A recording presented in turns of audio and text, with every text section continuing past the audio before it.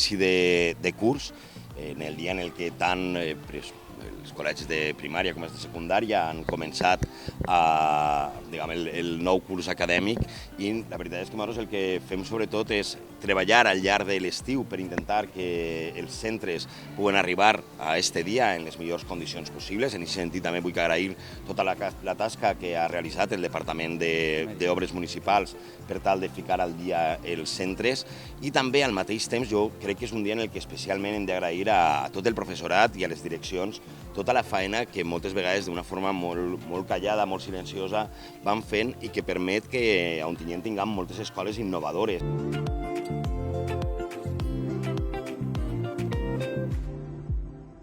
Al voltant de 5.000 xiquets i xiquetes comencen en els centres escolars d'Ontinyent, d'infantil i de primària, i com és típic avui, la il·lusió predomina, sobretot, tant en el claustre com en els alumnes, i esperem que siga un curs tranquil, moltes ganes per a ells. I enguany és un any una miqueta especial. Hem fet com un fil conductor per a treballar al llarg del curs, que són les Olimpíades, perquè este estiu que ve se celebraran a París, i és una miqueta no excusa, sinó un punt on agarrar-se per a poder plantejar problemes en matemàtiques, per exemple, que tinguin que veure en números, per a que ells li donen una miqueta un sentit.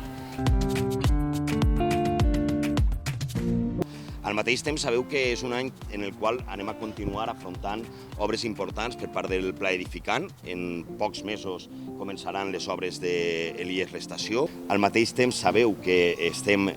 d'alguna manera parlant amb l'empresa executora de les obres del Martínez Valls per tal de reanudar aquestes obres mitjançant una revisió contractual que confiem en que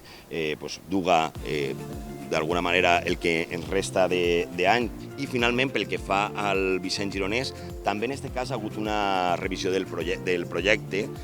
Partíem d'un projecte de 2.100.000 euros al llarg de tot aquest temps. Malauradament, el que hem viscut fruit de la guerra d'Ucrània, entre d'altres coses, és un increment important de preus que ha fet que aquesta obra, inicialment valorada en 2.100.000, hagi ascendit als 3 milions d'euros i que, per tant, tinguem que demanar aquesta ampliació de pressupost a la Generalitat Valenciana.